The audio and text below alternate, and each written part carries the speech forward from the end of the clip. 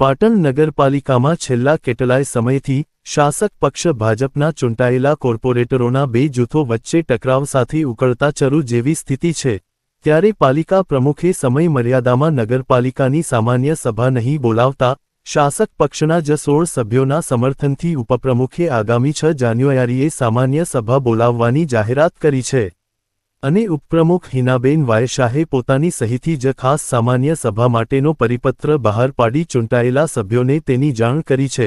પાટણ નગરપાલિકાના શાસક પક્ષ ભાજપના ઉપપ્રમુખ હિનાબેન શાહે જણાવ્યું હતું કે ગુજરાત મ્યુનિસિપાલિટીઝ એક્ટની કલમ 51(2) હેઠળ નગરપાલિકાના 16 સભ્યોએ ગત 11 ડિસેમ્બર 2025ના રોજ બે મહત્વના કામો માટે ખાસ સામાન્ય સભા બોલાવવા પ્રમુખને લેખિત વિનંતી કરી હતી।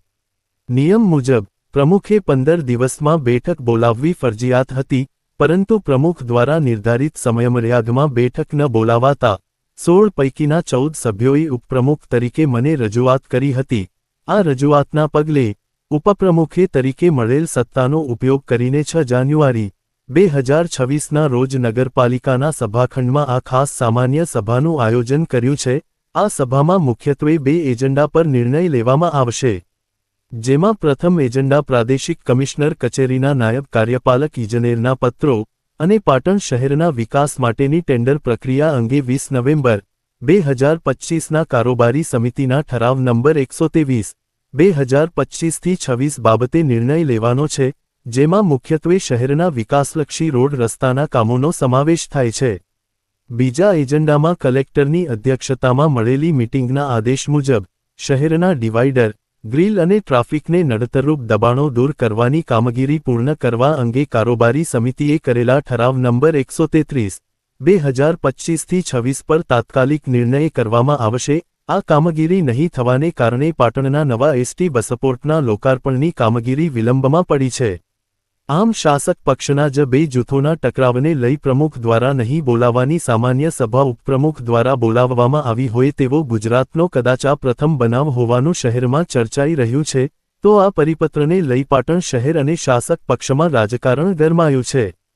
કારોબારી સમિતિમાં જે કામો મંજૂર થયા હતા એ કામોમાં મને 16 સભ્યોએ રજૂઆત કરી હતી। એ પૈકી 14 સભ્યોએ મને રજૂઆત કરી કે આ કામો અગત્યના છે, એટલે તાત્કાલિક બોલાવવા પડે એની ફરજ હતી। એટલે ગુજરાત મ્યુનિસિપાલિટી એક્ટ કલમ 51(2) નીચે મેં એવા અગત્યના કામ હતા કે પહેલું કામ એ હતું, પાટણના શહેરના જુદા જુદા રોડો, એમાં 49 રોડો હતા, એમાં નગરપાલિકાએ મંજૂર આપી અને સરકારે પણ રાજ્ય સરકારે પણ મંજૂરી આપી હતી। તો વર્ક ઓર્ડર આપવાનો હતો, તો 1.5 મહિના કરતાં પણ વધારે સમય થઈ ગયો હતો। તો જો જે ઝડપથી મંજૂરી મળે અને ઝડપથી વર્ક ઓર્ડર અપાય તો ઝડપથી કામ ચાલુ થાય। નંબર 2, નવું બસ સ્ટેન્ડમાં ટૂંક સમયમાં શરૂ કરવાનું હતું, તેના લાગતે તાત્કાલિક સામાન્ય સભા બોલાવવાની જરૂર પડી હતી અને પ્રમુખને પણ જાણ કરી હતી પહેલાં, પણ પ્રમુખે ન બોલાવવાના કારણે મેં એક્ટની કલમ 51(2) મુજબ 16 સભ્યોમાંથી 14 સભ્યો પૈકી મને રજૂઆત કરી, એના અનુસંધાને બોલાવવાનું નક્કી કર્યું તારીખ 6। બીજા આવા જ સમાચાર જોવા માટે અમારી ચેનલને સબસ્ક્રાઇબ કરો, બેલ આઇકોન બટન દબાવો, લાઇક કરો અને શેર કરો। સબસ્ક્રાઇબ કરો, બેલ આઇકોન બટન દબાવો, લાઇક કરો અને શેર કરો।